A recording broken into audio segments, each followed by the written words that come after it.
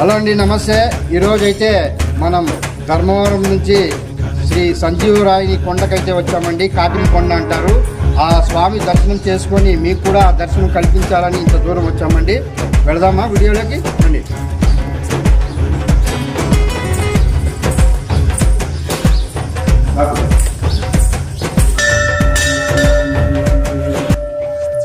చాలా పురాతనమైన దేవాలయం అండి. సంజీవపురం కాకిని కొండ అంటారు. మీరు కూడా చూడండి.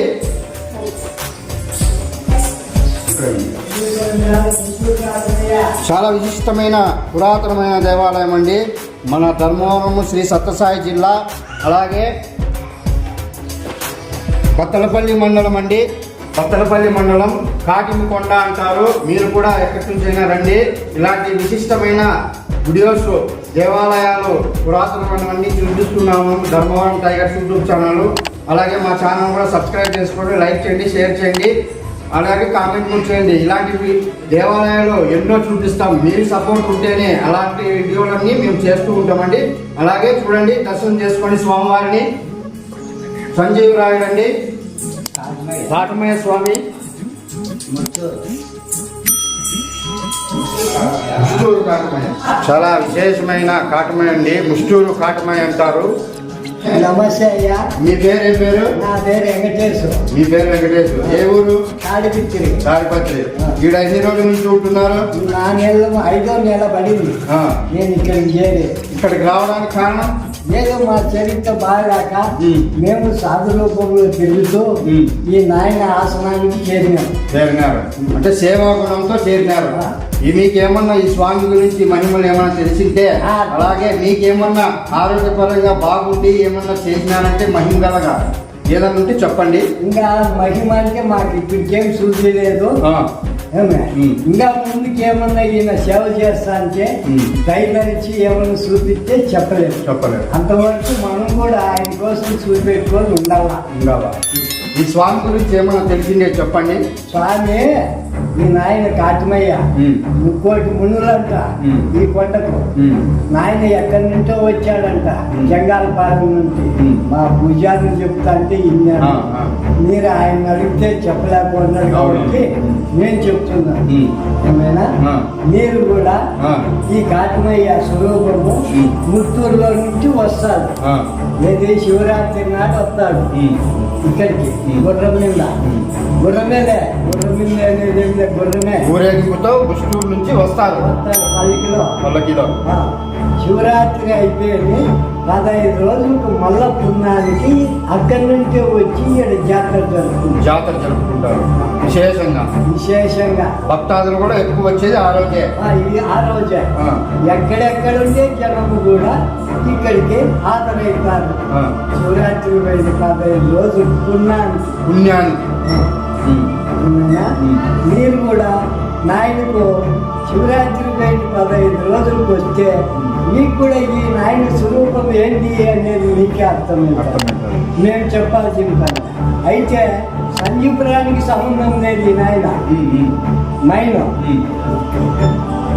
సంజీపురానికి సంబంధం లేదు ఉంటే గ్రామం ఉండొచ్చు కానీ ఇక్కడ వాళ్ళకి ఏమి సంబంధం లేదు మైను ముత్తూరుకే కాటమయ్య ముత్తూరు గ్రామానికి వచ్చినాడు ఆ గ్రామం నుండి పంటకు వచ్చినాడు ముత్తూరు స్వగ్రామం అంటే స్వామి ఉండేది ఆ స్వామి లీలలు అయితే అక్కడి నుంచే ప్రారంభం అవుతాయంటండి దశ అలాగే శివరాత్రికి అశేష జనవాహిని పుణ్యం అనేది వస్తుంది కదండి శివరాత్రికి ఆ టైంలో ఇక్కడ విశేషంగా భక్తాదులు ఇక్కడికి చేరుకుంటారు ఆ రోజేనండి ఇక్కడ విశేషంగా జరిగేది ఈ స్వామివారికి అలాగే ఆ ఊరు నుంచి గుర్రము ఊరేగింపుతో ఈ స్వామివారిని మెరవని చేసుకొని వస్తుంటారు మీరు కూడా ఎక్కడి నుంచి అయినా రండి అలాగే స్వామి ఇక్కడికి వచ్చిన వారికి ఎవరికైనా కానీ ఏదన్నా గ్రహపీడ దోష ఏదైనా కానీ అనారోగ్యం కానీ ఇలాంటివి ఏవైనా ఉండినవి ఈ స్వామి దగ్గరికి వస్తే మేలైపోతాయా? తొలగిపోతాయి 3 వారాలు 3 రోజులు 3 వారాలు కానీ 3 రోజులు కానీ 5 రోజులు కానీ 5 వారాలు కానీ 11 రోజులు కానీ 11 వారాలు కానీ ఈయన నమ్ముకొని తిరిగిన వారికి గ్యారెంటీ వాళ్ళలో దోషాలు తొలగిపోతాయి అనారోగ్యాలు కూడా ఏ లోటు లేదు అది కూడా ఇక్కడ బావి ఉందా ఇక్కడ కోనేరు ఉందే బావి కోనేరు ఉంది నిండు తూర్పు అక్కడ కోనేరు ఉంది కింద కుళాయి ట్యాంకీ ఉంది ట్యాంకీ స్నానం చేసి కొండ చుట్టూ ప్రదక్షిణలు చేసి స్వామివారిని దర్శించుకుంటే మనలో ఏ గ్రహ పీడ ఏది ఉన్నా భూత భేదాలు అని ఏదైనా కూడా తొలగిపోతాయి ఆ యోగం లేకపోతే ఆయనే పక్కకు తొలగిపోతాడు నాకు సంబంధం లేదు ఇంకో క్షేత్రానికి పోలేను ఆయన శాత కాకపోతే ఇంకో క్షేత్రానికి వెళ్ళమని కూడా స్వామివారు తెలుపుతారు అలాగే ఇక్కడ ఏదైనా కోరుకుంటే స్వామివారు పూలు ఏమైనా రాస్తారా?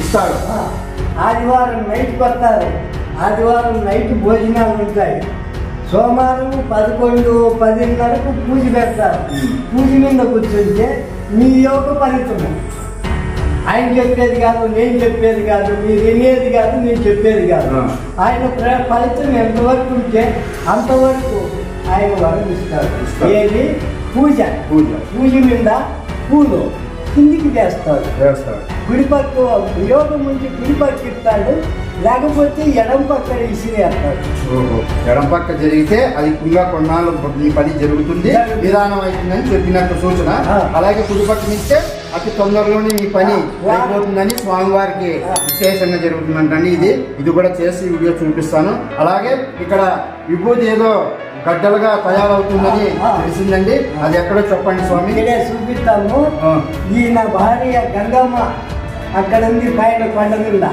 మహాతల్లి ఆయనకు యాత కొడతారు అప్పుడు ఈయన కూడా డేర పక్క ఎదురు వేసి ఇక్కడ ఏమి జరుపుకోకుండా అక్కడ పోయి యాత కొట్టుకొని అట్టే వెళ్ళిపోతారు కిందే చేసుకుంటారు ఇక్కడ ఏం జరగదు ఇక్కడ ఓన్లీ ఆ రోజు మాత్రం అక్కడే విశేషంగా జరిగేది గంగమ్మ ఒక రోజు కాదు మంగళవారం కానీ శుక్రవారం కానీ ఆదివారం కానీ మన ముడుపులు ఎంతవరకు ఉంటే అంతవరకు వచ్చి అమ్మకి దర్శనం చేసుకొని వెళ్ళిపోతారు అక్కడ అమ్మగారికి ఇప్పుడు గుణాది వేసి పెట్టినారు. సరే, అలాగే ఇక్కడ ఇంకా ఏమన్నా ఉన్నాయా స్వామివారి గురించి? ఇంకేమి లేవా? ఏమీ లేవు. మనకి తెలిసిన మాత్రంలో అంత మాత్రం. చాలా ధన్యవాదం స్వామి. స్వామి చదవయ్యా. అలాగే చూడండి, నేను కూడా ఇక్కడ ఒక 5 నిమిషాలు కూర్చొని చూస్తాను, మనసులో ఏదన్నా కోరుకుంటాను. ఆ స్వామివారు ఫలితం ఇస్తే మీరు కూడా ఆ దర్శనం చూసుకోండి. కూర్చోండి.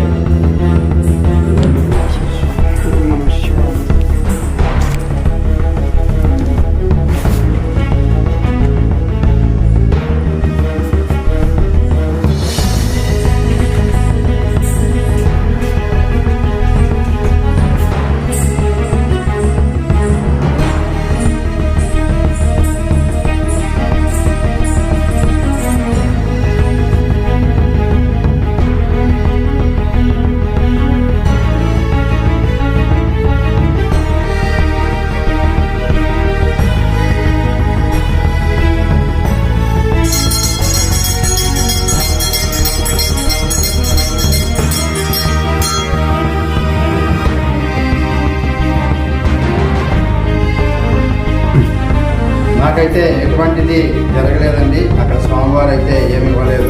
సరే, ఓకే అండి, అది స్వామికే వదిలేద్దాం. సరే, అక్కడ నెక్స్ట్ వీడియో విభూతి దగ్గరికి వెళ్ళిపోదాం అండి. ఇలా ఎలా ఉపయోగం అవుతుంది? ఇది ఎప్పటి నుంచి ఇది కూడా ఉంది విశేషం? ఇదే స్వామి రాగతాలకనే అర్జునుడు ఇక్కడ తపస్సు చేసి ఈయన యజ్ఞం నడిపించి ఇక్కడ ఆయన కూర్చొని తపస్సుకు ఆయన తొలగి పక్కకు పోయి నుంచి ఈ బూది పండు నాయనకు పూజకి వెలుగుతుంది. ఇక్కడ అర్జునుడు తపస్సు చేసిన కొండంత, ఒంటి కొండంత ఇది. ఈడ అర్జునుడు తపస్సు చేశాడంటండి. కాటిమ కొండలో ఆ స్వామివారే అర్జునుడు ఇక్కడ తపస్సు చేసి ఆ స్వామివారిని దర్శనం చేసుకున్నారు. అలాగే అప్పటి నుంచి ఇక్కడ విభూతి తయారవుతుందంటండి. చాలా విశేషము. మీరు కూడా దర్శించుకోండి ఇక్కడికి వచ్చి. సరేనండి, లెట్స్ వెయిట్ పార్ట్ 2 చూసేయండి.